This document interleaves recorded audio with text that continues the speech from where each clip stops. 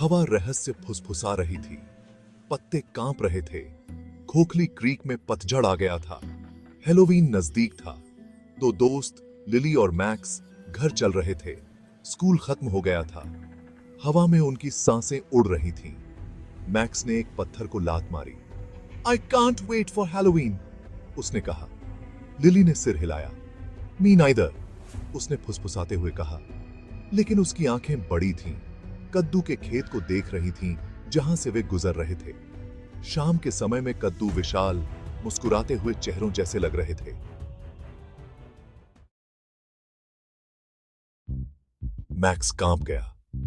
Race you to the end, उसने पूछा। पहले से ही दौड़ रहा था। लिली हिचकिचाई, फिर उसके पीछे दौड़ी, कद्दू पर नजर डाली। अगले दिन वे अपने दोस्त सैम के साथ कद्दू के खेत में वापस चले गए। सैम निडर था। वह कद्दू के बारे में उनकी कहानियों पर हंसा। दे आर जस्ट पंपकिंस, उसने कहा। सैम कद्दू की पंक्तियों के बीच भागा, उन्हें उठाया और मजाकिया चेहरे बनाए। लिली और मैक्स हंसे, लेकिन वे खेत के किनारे के पास ही रहे। कद्दू बहुत शांत, बहुत स्थिर लग रहे थे।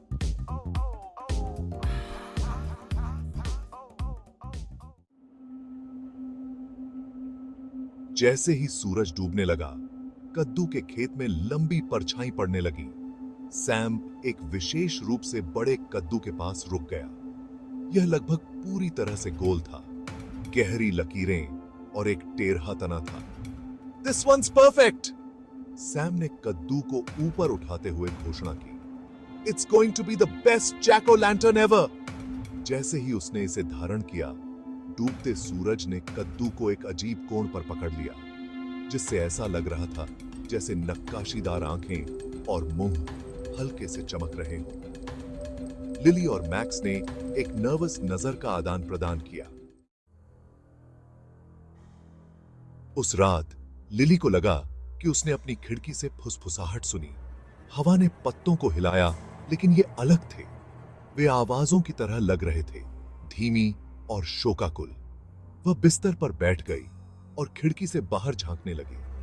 चांद बादलों के पीछे छिपा था और हवा पेड़ों से होकर गरज रही थी। और फिर उसने उसे देखा। सैम के घर की दिशा से एक फीकी नारंगी चमक आ रही थी। लिली का दिल उसकी छाती में जोर से धड़क रहा था। वह किसी तरह जानती थी कि चमक कद्दू से आ रही है। कुछ तो गड़बड़ थी। भाग 5, कद्दू का रहस्य। अगली सुबह लिली ने मैक्स को फुसफुसाहट और चमक के बारे में बताया। लिली की आवाज में डर और उत्सुकता का मिश्रण था, जिसने मैक्स का ध्यान खींचा। मैक्स ने पहले तो उस पर विश्वास नहीं किया। उसे लगा कि लिली बस कोई कहानी बना रही है।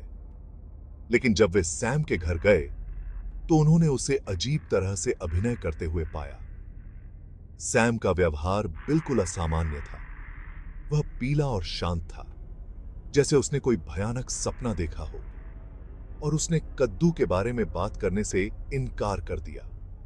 उसकी आंखों में एक अजीब सी चमक थी।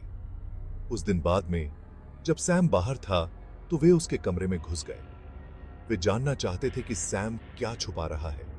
कद्दू उसकी मेज पर रखा था, जैसे वह किसी रहस्य का पहरेदार हो। उसकी नक्काशीदार मुस्कुराहट पहले से कहीं ज्यादा चौड़ी लग रही थी। यह मुस्कान जैसे किसी गहरे रहस्य को छुपा रही थी। जैसे ही वे करीब आए, उन्होंने इसे सुना। कद्दू के अंदर से एक धीमी गुनगुनाहट की आवाज आ रही थी। यह आवाज बहुत ही डरावनी थी। लिली ने हाथ बढ़ाया और कद्दू की ठंडी, सख्त त्वचा को छुआ। उसकी उंगलियों में एक अजीब सी सिहरन दौड़ गई। अचानक उसके दिमाग में छवियां चमक उठीं। एक छायादार आकृति की छवियां, एक फुसफुसाया हुआ नाम और एक भयानक उदासी। यह सब बहुत ही रहस्यमय और डरावना था। भाग 6, शहर का रहस्य। लिली और मैक्स को पता चला कि कद्दू का खेत कभी कब्रिस्तान था। उनके द्वारा लिया गया कद्दू एक आत्मा से ग्रस्त था, फंस गया था और आराम करने में असमर्थ था। लिली के दर्शन में फुसफुसाया गया नाम एक लड़के का था, जो बहुत पहले क्रीक में डूब गया था। बच्चों ने फंसी हुई आत्मा की मदद करने की जिम्मेदारी महसूस की। वे पुराने अखबारों और स्थानीय इतिहास की किताबों पर शोध करते हुए शहर के पुस्तकालय गए। उन्हें पता चला कि लड़के का नाम थॉमस था और वह कई साल पहले हैलोवीन की रात को गायब हो गया था। किंवदंती थी कि थॉमस को आखिरी बार कद्दू ले जाते हुए देखा गया था। वह एक हैलोवीन पार्टी में जा रहा था, लेकिन वह कभी नहीं पहुंचा। उसका शव कभी नहीं मिला। भाग 7, डर का सामना करना। इस ज्ञान से लैस होकर लिली और मैक्स सैम लौट आए। वह और भी बदतर था। उसकी आंखें चमक उठी थीं। उसकी आवाज एक खोखली फुसफुसाहट थी। उस पर कद्दू की पकड़ मजबूत होती जा रही थी। उन्होंने थॉमस के बारे में समझाने की कोशिश की, लेकिन सैम ने एक न सुनी। कद्दू का प्रभाव बहुत अधिक था। इसने उसे फुसफुसाया, शक्ति और नियंत्रण का वादा किया, उसके डर को खिलाया। लिली और मैक्स जानते थे कि उन्हें तेजी से कार्य करना होगा। उन्हें सैम पर कद्दू की पकड़ को तोड़ने और थॉमस की आत्मा को मुक्त करने का रास्ता खोजना था।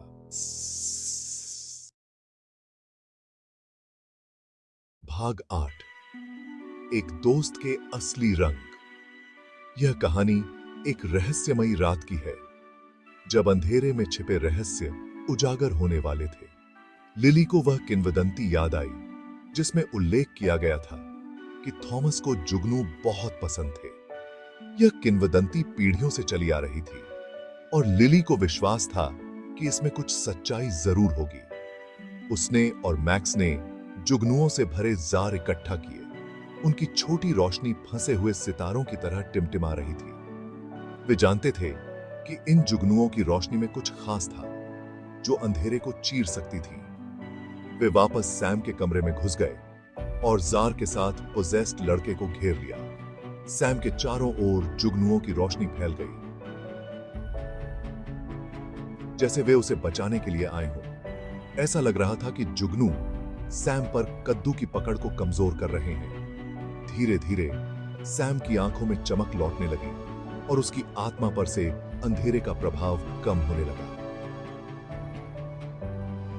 वह संघर्ष कर रहा था। उसकी आंखें पहचान के साथ टिमटिमा रही थीं, क्योंकि वह अपने दोस्तों को देख रहा था। सैम की आंखों में एक नई उम्मीद की किरण दिखाई दी। लिली ने उसका नाम पुकारा, उसे उनकी दोस्ती की याद दिलाते हुए। वह वास्तव में कौन था? उसकी आवाज में एक सच्चाई थी जो सैम के दिल को छू गई। कद्दू हिंसक रूप से कांप गया। इसकी नारंगी चमक अनियमित रूप से स्पंदित हो रही थी। ऐसा लग रहा था जैसे कद्दू के अंदर की बुरी आत्मा बाहर निकलने की कोशिश कर रही हो।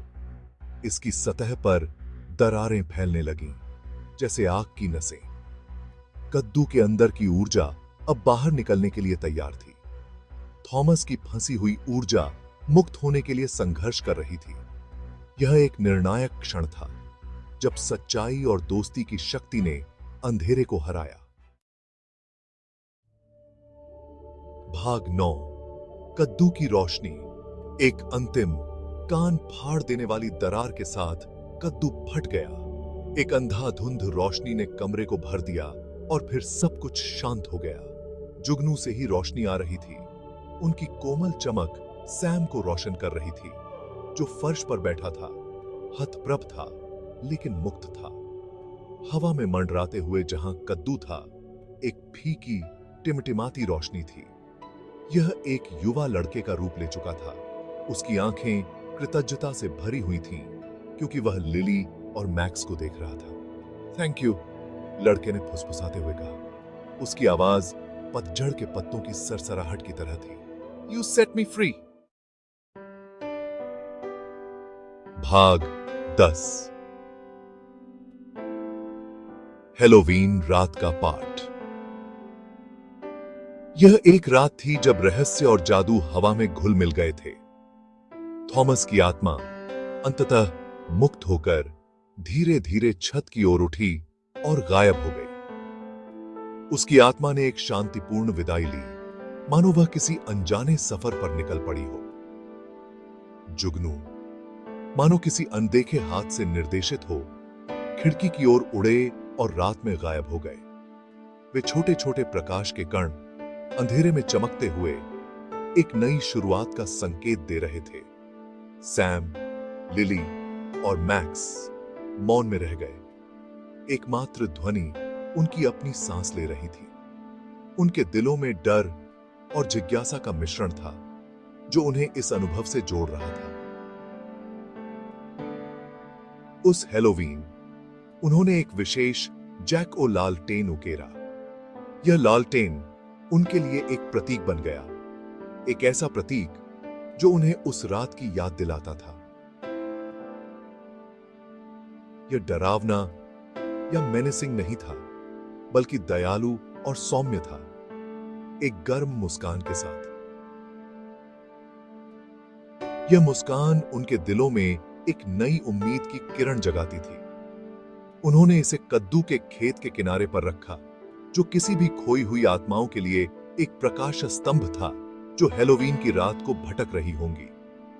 यह लालटेन उन आत्माओं के लिए एक मार्गदर्शक बन गया जो अपने रास्ते की तलाश में थीं। उस दिन से वे उस सबक को कभी नहीं भूले जो उन्होंने सीखा था। यह सबक उनके जीवन का हिस्सा बन गया, जो उन्हें हर मुश्किल घड़ी में याद आता था।